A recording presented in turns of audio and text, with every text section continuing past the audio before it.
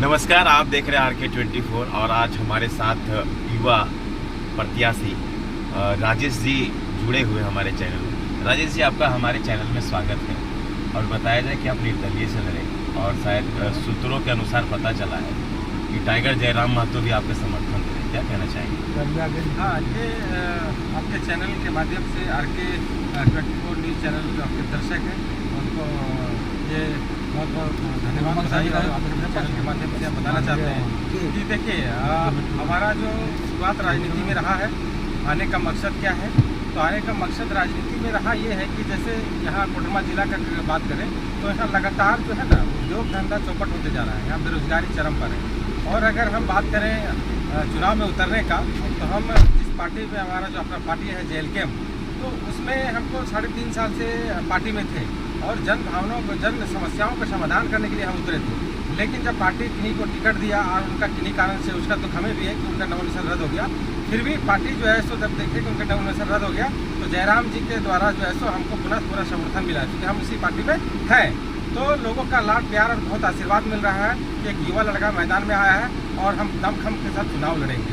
अच्छा, देखा जाए कि मनोज जी भी आप ही लोग के साथ में थे, मनोज जी भी बाधित हो गए, तो कहा जाता है कि काफ़ी अच्छा चला, उनको उनका टिकट रद्द, क्या वो भी आपका समर्थन दे रहे हैं? हाँ, वो तो उनसे बातचीत चल रहा है और उनका समर्थन मिलेगा, ऐसा उनसे हम आग्रह भी किए, तो उनसे बातचीत भी हुआ है और उनका कहना है कि हमारा किसी कारण से रद्द हो गया है, अब हम इस पर बात कर रहे हैं और हम लोग का तालमेल बनने के कगार पर है। मनोज जी हम समर्थन देंगे, क्योंकि बहुत बड़े प्रचारक हैं, अक्सर प्रचारक हमारी पार्टी के हैं, पूरे झारखंड में उनका नाम है। तो हम उनसे निवेदन आपके चैनल के माध्यम से भी करना चाहते हैं कि साथ में आकर के चुनाव लड़ेंगे और कुछ बढ़िया बेहतर करेंगे।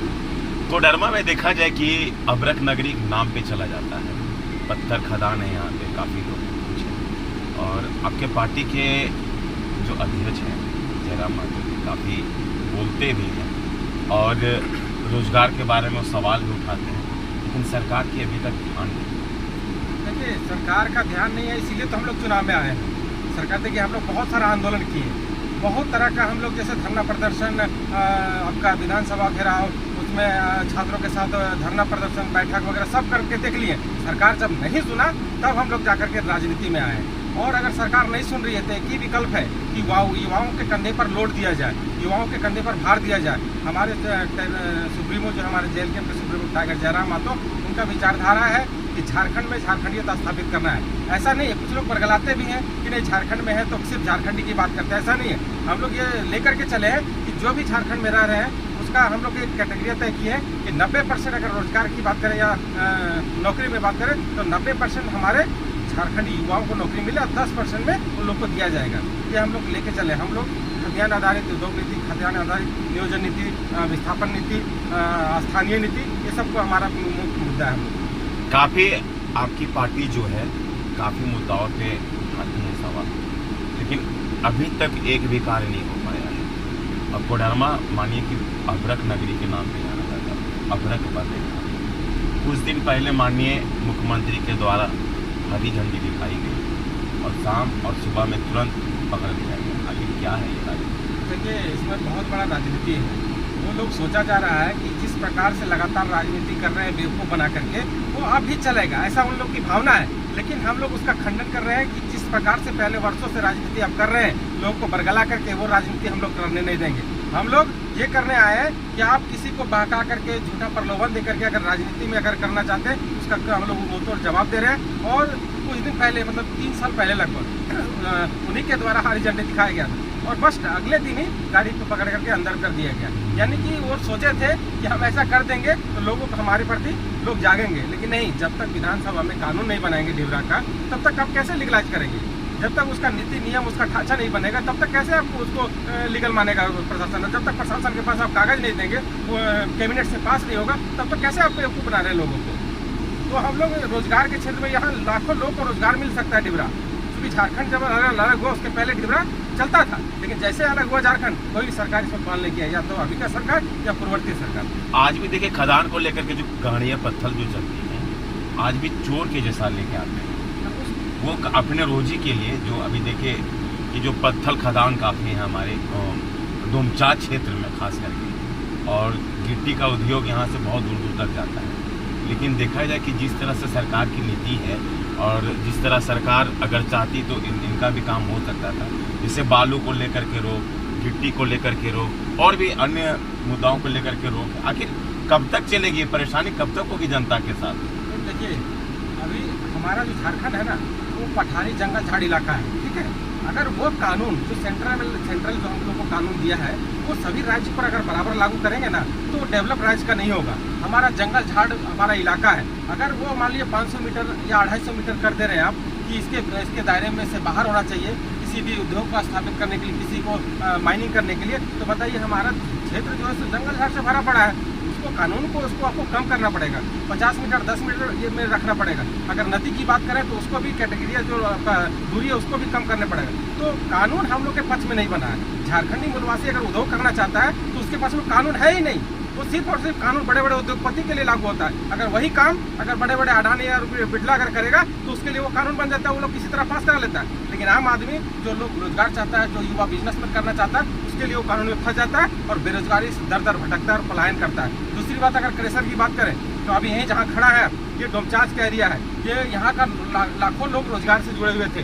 लेकिन जिस प्रकार से प्रशासन का डंडा चला है, यहाँ भी क्रेशर बहुत सारा ध्वस्त कर दिया गया, किसी को जमीन बेचना पड़ गया, उससे इतना भूखमरी और बेरोजगारी में चला गया। तो इसके साथ साथ आप चमारो देखेंगे, यहीं से कुछ दूरी पर चमारो है, उसके बाद ढातम का जो मंडी है उसको भी बुलडोजर से प्रशासन चला दिया। लेकिन प्रशासन इसमें कानून नहीं है, इसलिए प्रशासन डंडा चला रहा है। अगर हम कैबिनेट में अगर हम लोग विधानसभा में जाकर के कैबिनेट अगर में जो सरकार अगर कानून बनाती नहीं ये कैटेगरी होना चाहिए तो प्रशासन डंडा चलाता नहीं चलाता। हम लोग आगे बढ़ करके आए तो वही लचीला कानून बनाएंगे और झारखंडी हित में हम लोग काम करेंगे। अच्छा, काफ़ी देखा जाए कि अभी जो चर्चा में अभी चल रही है मैया योजना, लोग कुछ इसको अफवाह कर रहे हैं कि नहीं वो वोट खरीदने की बात कर रहे हैं 1000 रुपये, क्या सत्य है? देखिए, ये मैया योजना सरकार की नीति लाए तो जरूर है, सिर्फ प्रलोभन देने के लिए ये नीति है उनका। ये सच्चाई है कि उनको दिया जा रहा है, लेकिन 5 साल पहले क्यों नहीं, जब चुनाव आया तब क्यों लागू किए? यानी कि वोट लेंगे और 5 साल फिर भी दलदल में उसको धकेल देंगे। उसके बाद अगर मैया योजना की जगह उनको ठीक है मैया योजना दे रहे हैं, लेकिन युवाओं को अगर रोजगार और बिजनेस में और उद्योग धंधे में जोड़ते, जो बड़ी बड़ी कारखाना यहाँ पर है, अगर यहाँ के लोग उसी कारखाना में अगर नौकरी मिलता तो क्या बाहर में जाकर के पलायन होकर बाहर में नौकरी करना पड़ता? बच्चा माँ बाप को छोड़ करके बाहर में नौकरी कर रहा है, उसी को हम लोग रोकने आए हैं। हम लोग ऐसा व्यवस्था करेंगे जो पलायन करके बाहर में रह रहे हैं उनको यही व्यवस्था देंगे। क्योंकि मान लीजिए पूरा देश में अगर बात करें खनिज संपदा का तो 45% खनिज संपदा हमारे झारखंड में। हमारे बच्चे रो रहे हैं, बिलख रहे हैं, बाहर में जाकर मजबूरी होकर के काम करना पड़ रहा है, उसी को हम लोग ठीक करने आए हैं। और युवा पर पूरे झारखंड वासी भी विश्वास कर रहे हैं, जयराम जी पर विश्वास कर रहे हैं। हम लोग बदलेंगे और झारखंड को बहुत बेहतर ढंग से चलाएंगे। राजेश जी, हमारे चैनल में आप जुड़े, बहुत बहुत धन्यवाद। जनता को क्या आप मेरे चैनल के माध्यम से क्या कहना चाहते हैं? जनता से हमारा रिक्वेस्ट है, कोडरमा वासी के साथ साथ झारखंड वासी से हमारा रिक्वेस्ट है, निवेदन है कि आप लोग बहकावे में ना करके, जितनी भी सरकारें आज तक देखें, पिछला हो या वर्तमान हो, सबने ठगने का काम किया। एक युवा को अगर आप चुन करके सदन में भेजेंगे, अगर युवा को जिम्मेवारी देंगे तो बेहतर तरीके से युवा आपके समस्याओं को समाधान करने के लिए पर खरा उतरेंगे। और जिस प्रकार से हर जैसे कहा जाता है, कहावत है, जिस ओर जवानी चलती है उस ओर जमाना चलता है। इसी पर हम पूरे कोडरमा वासी जो हमारे दिल जनता है, मतदाता है, उनसे आग्रह करेंगे कि युवा को एक बार मौका दीजिए, आपकी उम्मीदों पर खरा उतरेगा। अपील क्या करना चाहता है? आपका कितना वोट नंबर क्या है वो? देखिए, हमारा जो एक निर्दलीय प्रत्याशी के तौर पर हम नामांकन किए थे और टाइगर जयराम जी जो है तो हमको समर्थन दिए हैं, क्योंकि उनका कैंडिडेट हमारे जो पार्टी है उसका कैंडिडेट का नामांकन रद्द हो गया था उनका।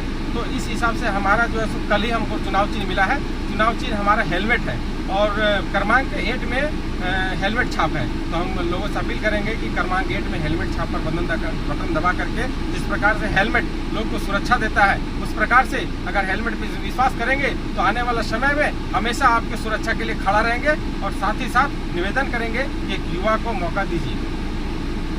नमस्कार। आपने देखा कि राजेश से हमारी बात हुई है और इन्होंने अपना समस्या बताया और काफ़ी समस्या है हमारे कोडरमा विधानसभा में, काफ़ी अबरक को लेकर के, पत्थर को लेकर के। इनका कहना है कि एक बार चुनाव में हमें मूलभूत वोट दें और एक बार विधानसभा भेजें। देखिए, जनता कहाँ तक इनकी साथ देती है इसका तो अभी हम लोग तुलना नहीं कर सकते हैं, 24 को बाद बताएंगे। 13 तारीख को जरूर जा करके अपने बूथ पे मत दें। Koderma RK24 news.